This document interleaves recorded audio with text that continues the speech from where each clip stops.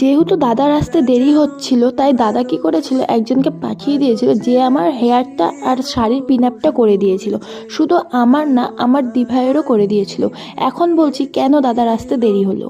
দাদা আমাকে বলেছিল আমি ঠিক 8টার মধ্যে পৌঁছে যাব, তোমাকে ঠিক আমি রেডি করিয়ে দিব। তো সেরকমই আমিও দাদার অপেক্ষায় বসেছিলাম, কিন্তু দাদার ব্রাইড দাদাকে দেরি করিয়েছে। কারণ দাদার ব্রাইডের হলুদ শেষ হতে হতে 5টা বাজিয়ে দিয়েছিল। দাদা বলেছিল ব্রাইডকে 3:30টার দিকে সাজতে বসতে। এখানে ব্রাইড বলেছিল 3:30টার মধ্যে হয়ে যাবে বলেই তো দাদা আমাকেও রেডি করানোর কথা দিয়েছিল। এখানে আমি মনে করি দাদার কোনো দোষ ছিল না, যেই কারণে আমি দাদাকে বললাম তুমি আস্তে আস্তে করো, কোনো ব্যাপার না। দেখো, সব ক্ষেত্রে মেকআপ আর্টিস্টদের দোষ থাকে না, কিছু কিছু ক্ষেত্রে আমাদেরও দোষ আছে। কারণ এর আগের ব্রাইড কথা দিয়েছিল যে আমি 3:30টার মধ্যে রেডি হতে বসবো, সেই কারণেই, সেই কথার ভিত্তিতেই দাদা আমাকে বলেছিল হ্যাঁ আমি তোমাকে সাজিয়ে দেবো। জবাব